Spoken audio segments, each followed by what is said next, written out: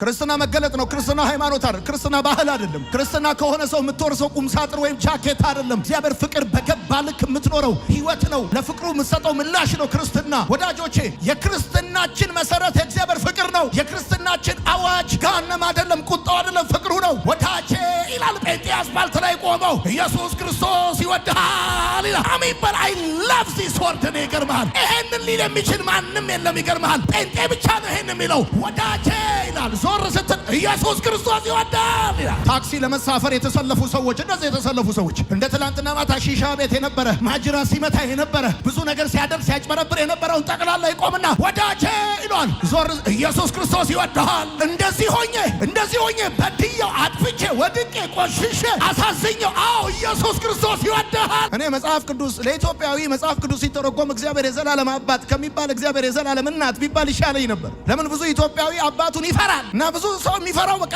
እግዚአብሔር ሊያጠናግረው እየፈለገ ያለው አይነት የሆነ ምናምን አድርጎ ነው የሚያስበው። እግዚአብሔር ይገርማል፣ ሊያጠናግር አይደለም እየፈለገ ያለው። እግዚአብሔር ታሪክን ሊቀይር ነው እየፈለገ ያለው። ነቀፌታን ሊያስወግድ፣ ቀንበርን ሊሰብር፣ ጨለማን ሊያበራ። እነ ሂሩት በቀለ፣ እነ ተፈራ ነጋሽ እና የምታውቃቸው ብዙ ታዋቂ ዘፋኞች፣ ታዋቂ ሰዎች ሁሉ በጣም ብዙ ሰዎች ማይካቸውን እንዲያስቀምጡ ያደረጋቸው ፍቅሩ የገባቸው ቀን። በምንም ተአምር ፍቅሩ ካልገባ ጠርሙሱን አታስቀምጠውም። የያዝከውን ድራፍት አታስቀምጥ። ፍቅሩ የገባ ቀን ነው ድራፍቱን የምታስቀምጠው፣ የያዝከውን ማይክ የምታስቀምጠው፣ ዝም ብለህ ስትገዛ የነበረውን ሄክታር የሚያክል ጫት የምትጥለው ፍቅሩ ከገባ ብቻ ነው። ወዳጄ ይሰማሉ ወይ? የማወራልህ ነገር የክርስቶስ ፍቅር ግድ ይለናል አለ። ሃሌሉያ።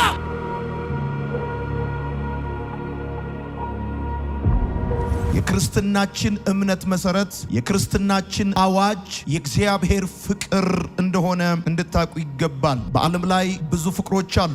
አንዱም ፍቅር ግን ከሞት አያድንም። የወንድ ፍቅር፣ የሴት ፍቅር፣ የብዙ ነገር ፍቅር በዓለም ላይ አለ። ሰውን ከሞት የሚያድን ግን አንድ ፍቅር ብቻ ነው፣ የእግዚአብሔር ፍቅር። ወዳጆቼ የክርስትናችን መሰረት ነው። የክርስትናችን መሰረት ገሃነምን መፍራት አይደለም። ገነት ማለት ገሃነምን የሚፈሩ ሰዎች ስብስብ ማለት ሳይሆን የእግዚአብሔር ፍቅር የገባቸው ሕያዋን ማህበር ማለት ነው። ሰው ክርስትናን ርዝመቱን ብቻ ሳይሆን ጥልቀቱን ሊኖር የሚችለው የእግዚአብሔርን ፍቅር በተረዳበት ልክ ነው። በዓለም ላይ እንዲሁ የሚባል ፍቅር የለም። በዓለም ላይ ያለው ፍቅር በጠቅላላ መነሻ አለው። ሰው ጉድለቱን የሞላለትን ይወዳል፣ እወደዋለሁ ይላል። ሰው በመከራ ቀን ለደረሰለት ሰው ፍቅር አለው። ሰው ጉድለቱን ለሞላለት፣ ችግሩን ለቀረፈለት፣ ጥያቄውን ለመለሰለት፣ ታሞ ለጠየቀው፣ ወድቆ ላነሳው፣ አዝኖ ላጽናናው ፍቅር አለኝ፣ መውደድ አለኝ ሊል ይችላል። በዓለም ላይ እንዲሁ የሚባል ፍቅር ያለው እግዚአብሔር ብቻ ነው። ከሰው መነሻ ሳይፈልግ፣ ከሰው ምክንያት ሳይፈልግ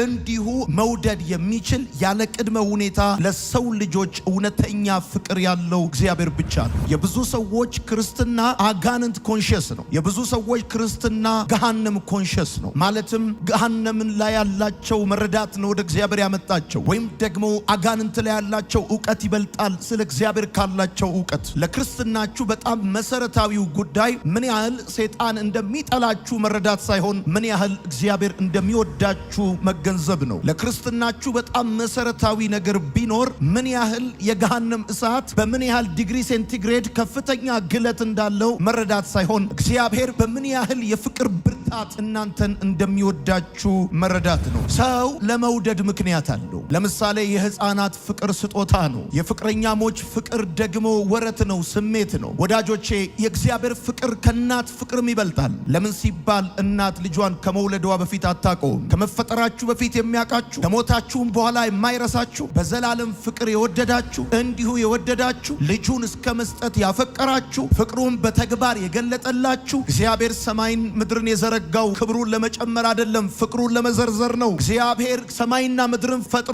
በኢኮኖሚው ላይ አንድም አልጨመረም። ከነበረው ክብር ላይ ክብር አልጨመረም። እግዚአብሔር ግን ዓለማትን በመፍጠሩ የጨመረው ክብር ሳይሆን የገለጠው የዘረዘረው ፍቅር ነው ያለው። በጣም እንዲገባችሁ የሚገባ ነገር ቢኖር እግዚአብሔር እንደሚወዳችሁ ነው። አንዳንድ ጊዜ ያላችሁበት ሁኔታ እግዚአብሔር እንደማይወዳችሁ እንዲሰማችሁ ሊያደርግ ይችላል። ነገር ግን አንድ ምስራች አለኝ። ቢሰማችሁም ባይሰማ ቢሰማችሁም እግዚአብሔር ይወዳችኋል። የእግዚአብሔር ታላቅ ባህሪ ሁሉን ቻይ ቢሆንም ኃያልነቱ አይደለም፣ ኃይሉ አይደለም። የእግዚአብሔር ታላቅ ባህሪ ባለ ግርማ ሞገስ ቢሆንም ክብሩ አይደለም። የእግዚአብሔር ታላቅ ባህሪ ፍቅሩ ነው። ጻፉ ወዳጆቼ። ኢየሱስ የተናቁትን ብቻ ሳይሆን የወደደው የናቁትንም ጭምር የሚወድ አምላክ እንደሆነ ስትረዱ ፍቅሩ እጅግ ታላቅ ባህሪው እንደሆነ ይገባችኋል። የኔ ጌታ የተናቁትን የሚወድ ብቻ ጌታ አይደለም፣ የናቁትን ጭምር የሚወድ ጌታ፣ የተፉበትን፣ የደበደቡትን፣ የተሳለቁበትን፣ የተፉበትን ጭምር የሚወድ ድንቅ አፍቃሪ ነው። ወዳጆቼ የእግዚአብሔር ፍቅር አልተፈጠረም። የእግዚአብሔር ፍቅር ተፈጥሮ ነው እንጂ ራሱ ነው እንጂ ማንነቱ ነው እንጂ የእግዚአብሔር ፍቅር አልተፈጠረም። ወዳጆቼ የሰው ፍቅር ትላንት ከነበር ዛሬ አይኖርም፣ ዛሬ ካለ ነገ አይኖርም። የእግዚአብሔር ፍቅር የተፈጠረ ስላልሆነ ትላንትም ዛሬም ለዘላለም ከናንተ ጋር የሚኖር የሚወዳችሁ ፍቅር ነው የእግዚአብሔር ፍቅር። እግዚአብሔር ፍቅርን የሚሰጥ አምላክ አይደለም፣ ራሱ ፍቅር ነው። እኔ ፍቅር ሰጣቸዋለሁ እንጂ እኔ ፍቅር አይደለሁም። እኔ ወዳቸዋለሁ እንጂ እኔ መውደድ አይደለሁም። እሱ ግን ፍቅር የሚሰጥ አምላክ ሳይሆን እሱ ራሱ ፍቅር ነው። ባይ ኔቸር ባይ ሂዝ ኔቸር እግዚአብሔር በዘመናት መካከል ያለ ፍቅር የኖረበት ያለ መውደድ የኖረበት ጊዜ የለውም። የተሳሳታችሁ ጊዜ፣ የወደቃችሁ ጊዜ፣ ያጠፋችሁ ጊዜ ሳይሆን እግዚአብሔርን በጣም የምታሳዝኑት፣ እግዚአብሔርን በጣም ሐዘን የምትጨምሩበት፣ ሐዘን የምትፈጥሩበት ወዳጆቼ እያወቃችሁ እንደማታውቁ እየቻላችሁ እንደማትችሉ ወይም ደግሞ ከናንተ የማይጠበቅ ነገር ያደረጋችሁ ቀን ሳይሆን እንደማይወዳችሁ ያሰባችሁ ቀን፣ የተሰማችሁ ቀን እግዚአብሔር ላይ ሐዘን ትፈጥራላችሁ። የእግዚአብሔርን ፍቅር መረዳት የዘላለም ሕይወት እንድናገኝ ይረዳናል። የክርስቶስን ፍቅር ከማወቅና ከመቀበል በቀር ለመዳን ሌላ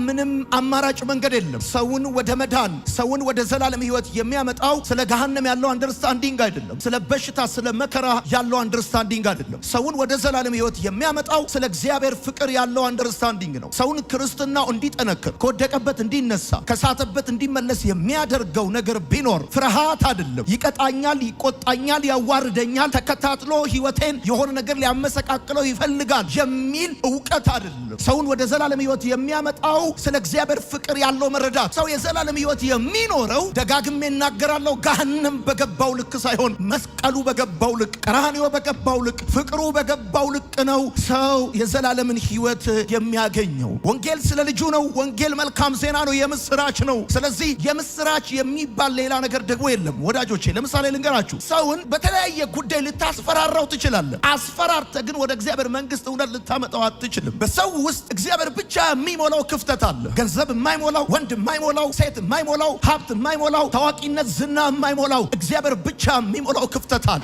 ሰው አውጥቶ ላይናገር ይችላል፣ ነገር ግን በውስጡ ብዙ ክፍተት አለ። ይህን ክፍተት ሊሞላለት የሚችል የማይለዋወጥ እውነተኛ አፍቃሪ የሆነ ከወዳጅ በላይ የሚጠጋጋ የሚወደው አምላክ እንዳለው እንዲህም ሆኖ የሚወደው አምላክ እንዳለው ስትነግረው የዛን ጊዜ ወደ እግዚአብሔር የዘላለም እቅድ ሰው ያንን ሰው ለማምጣት ትችላለህ። ሰው የእግዚአብሔርን ፍቅር ሲረዳ በመንፈስ እንዲመላለስ አቅም ያገኛል። የእግዚአብሔርን ፍቅር መረዳት በመንፈስ እንድንመላለስ ይረዳናል። እስቲ በመንፈስ እንሆናለን ሲባል አይናችንን እንጨፍናለን ማለት ሳይሆን እግዚአብሔራዊ በሆነ የህይወት ስርዓት መውጣትና መግባታችን ይሆናል ማለት ነው። የትኛውም ጉዳያችን ከእግዚአብሔር አንጻር የተቃኘ ይሆናል ማለት ነው። እንደ እግዚአብሔር ፍቃድ፣ እንደ እግዚአብሔር ሐሳብ፣ እንደ እግዚአብሔር ልቡ ፍላጎት የሆነ የህይወት ምልልስ ማለት ነው። ስለዚህ ሰው የእግዚአብሔር ፍቅር ካልተረዳ ህይወቱ በመንፈስ ለመመላለስ ይከብደዋል።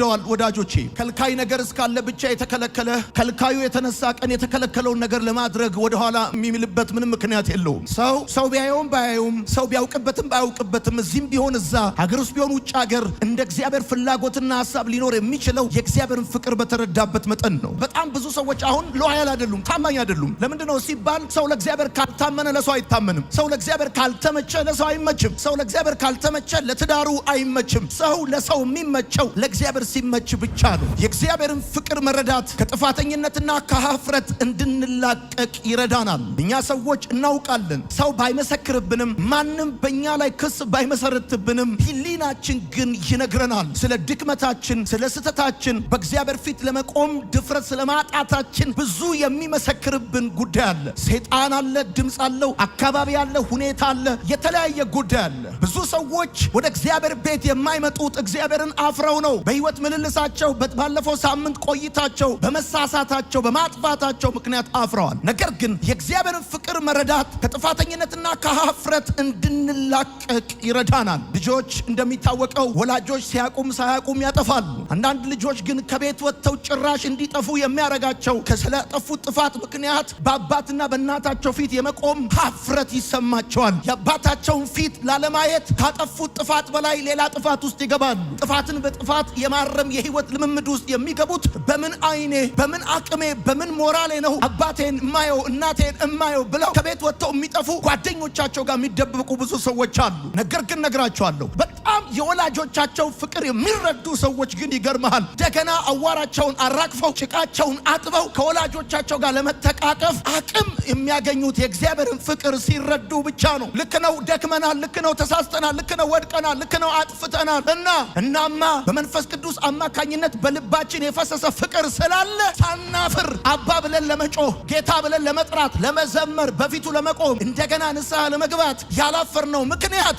ወዳጆቼ እግዚአብሔር ለኛ ያለው ፍቅር በመንፈስ ቅዱስ አማካኝነት በልባችን ስለፈሰሰ ነው። ወዳጆቼ ብዙ ሰዎች ወደ ቤተ ክርስቲያን መምጣት አይደለም የከበዳቸው ያ በደላቸው ያ ጥፋታቸው ያ ኃጢአታቸው እንዴት አርጎ ወደ እግዚአብሔር ፊት እንደሚያቀርባቸው ያ ጉዳይ ከብዷቸው ነው ወደ እግዚአብሔር ቤት የማይመጡት። ነገር ግን ልትነግረው የሚገባው ነገር ምንድነው? የድካሙን የኃጢአቱን የበደሉን የመቆሸሹን ጥልቀትና መጠን ሳይሆን ምን ያህል በጣም የሚወደው አባት እንዳለው ወዳጅ እንዳለው ያ ጊዜ ሲገባው የገባው ነገር አፍረቱን ከላዩ ላይ እንዲያራግፍለት ያደርገዋል። ሰው የእግዚአብሔር ፍቅር ሲገባው ለፍቃዱ ታዛዥ ይሆናል። ወዳጆቼ አብርሃም 25 ዓመት የጠበቀውን አንድና ብቸኛ ልጁን በጣም የሚወደውን ይስሐቅን መሰዊያው ላይ ዘርግቶ ቢላ ያነሳበት የእግዚአብሔርን ፍቅር በተረዳበት ልክ መጠን ስለሆነ ነው። ሰው ለእግዚአብሔር ፍቃድ ሊታዘዝ የሚችለው ፍቅሩን በተረዳበት ልክ ነው። አታርግ የሚልን የማታረገው፣ አርግ የሚልን የምታረገው፣ ተው የሚልን የምትተው፣ እንደ እግዚአብሔር ሐሳብና እንደ እግዚአብሔር ፍቃድ መውጣትና መግባት የምትችለው ፍቅሩ ሲያስገድድ ነው። እግዚአብሔር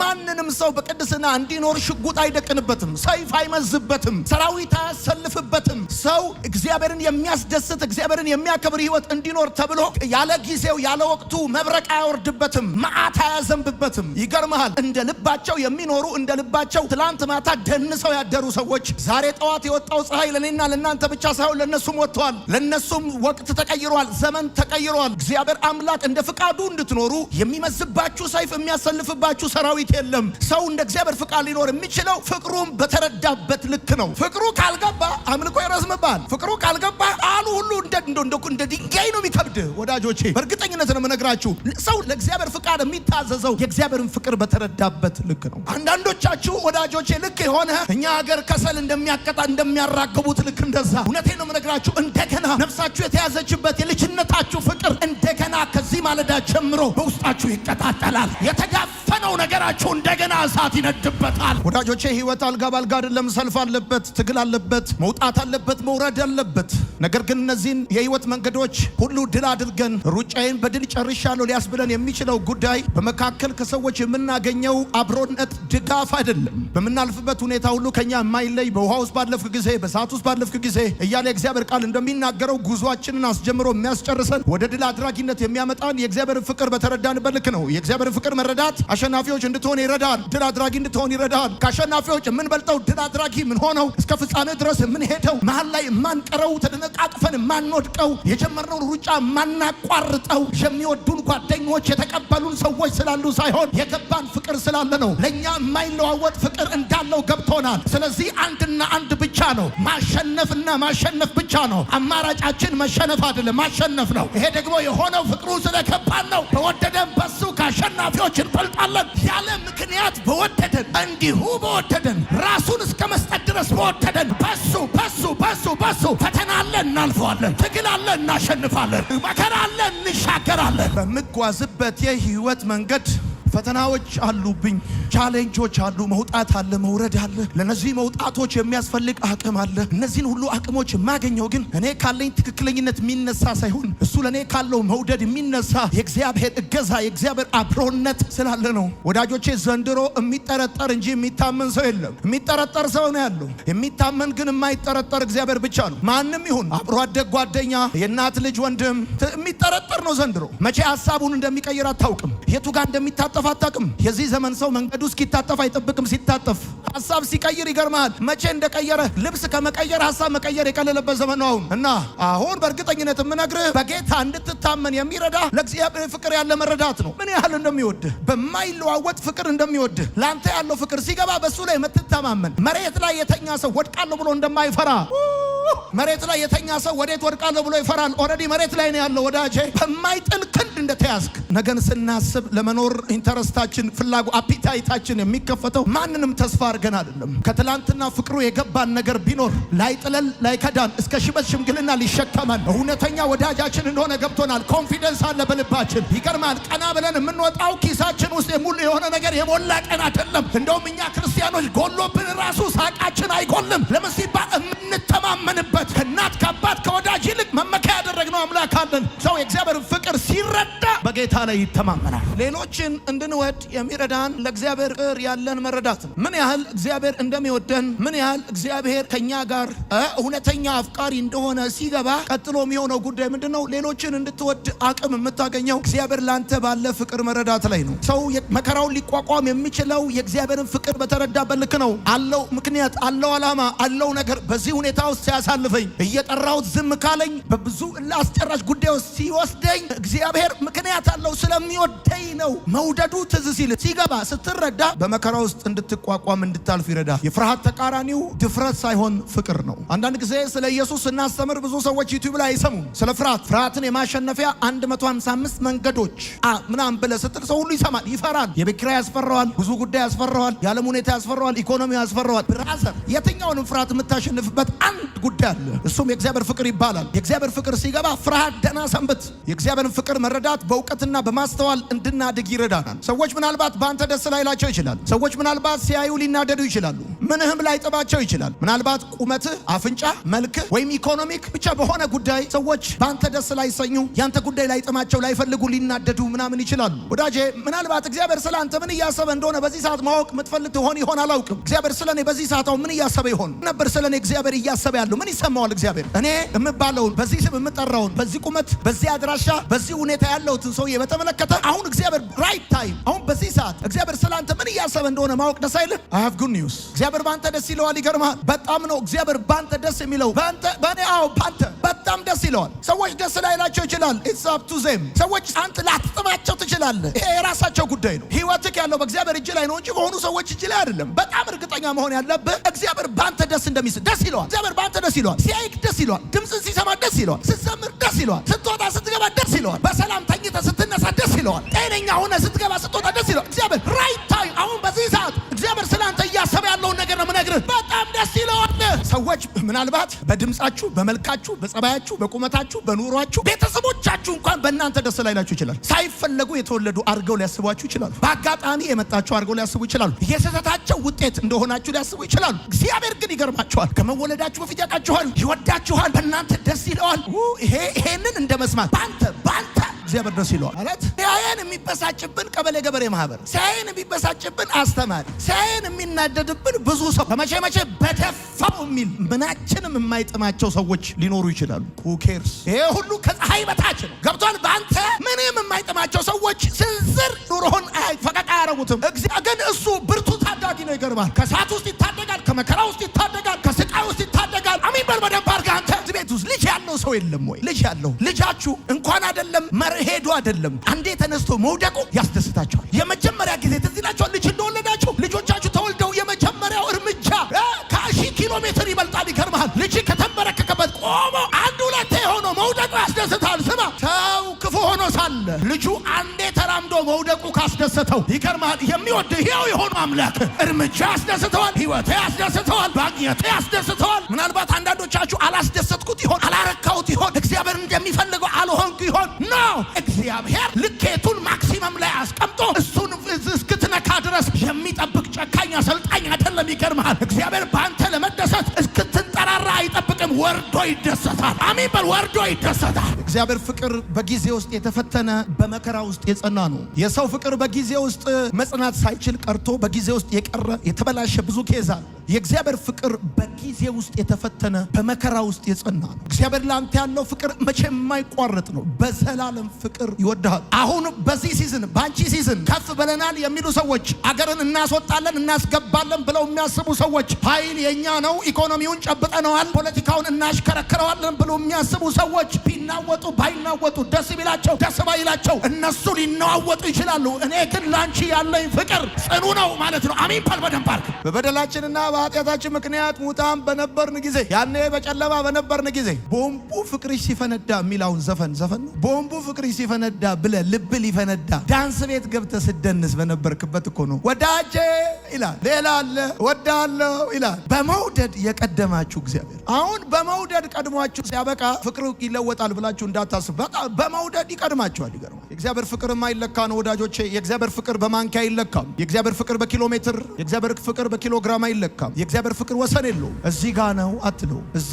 ድረስ ነው አትለው። የሰው ፍቅር ይገርምሃል በጣም ቅርብ ነው። ያለ ፓርላማ መንግስት እግዚአብሔር ብቻ ነው። ብቻውን ሂዝ ኪንግ። ለዚህ ነው ይገርምሃል ይኑር ብሎ ሲናገር ማንም እጅ አውጥቶ ኦብጀክሽን ሊል አይችልም። ዘንበል ያለ ፓርላማ። ለዚህ ነው ማንንም ሰብስቦ ያኖረ ነው። የሚገርምሃል የኖር ይልሃል ትኖራለህ። ሌላው ቁጭ ብሎ ተመልካች ነው የሚሆነው። ወዳጆቼ እኔ ለልጆቼ ያለኝ አይነት ፍቅር ለእናንተ የለኝም። ለቤተሰቤ ያለኝ አይነት ፍቅር ለእናንተ የለኝም። እግዚአብሔር ብቻ ነው ለአንተ ያለው አይነት ፍቅር ነው ለማንም ያለው። ለጻድቁ ያለው ፍቅር አይነት ነው ለኃጢአተኛው ያለው። ለሀብታሙ ያለው ፍቅር ለድሃው ያለው አይነት ፍቅር ነው። ለታዋቂ ሰው ያለው ፍቅር ለማይታወቅ ሰው ያለው ፍቅር ነው። ይገርማል። በአገልጋዮችና በተገልጋዮች መካከል ያለው ልዩነት፣ አገልጋዮች በጣም የሚወደዱ አንተም አትወደድ አይደለም። ፍቅሩ አንድ አይነት ነው። ይገርማል። በተመሳሳይ ፍቅር ነው የሚወደድ። ለማንም ያለው ፍቅር ደስ አይልም። ንጉሥ ሊወድህ ይችላል። ነገር ግን ለአንተ ያለው ፍቅር ይገርማል። ለአንተ ብቻ አይደለም ያለው፣ ለብዙ ሰው አለው። ደግሞ ይለያያል። ንጉሥ በታመንክለት ልክ ይወዳል። ወላጅ ባደረክለት ውለታ በዋልክለት ልክ ይወዳል። በታዘዝከው ልክ ይወዳል። ጓደኛ በጋበዝከው ልክ ይወዳል። መፍራት የእግዚአብሔርን ፍቅር መጠራጠር።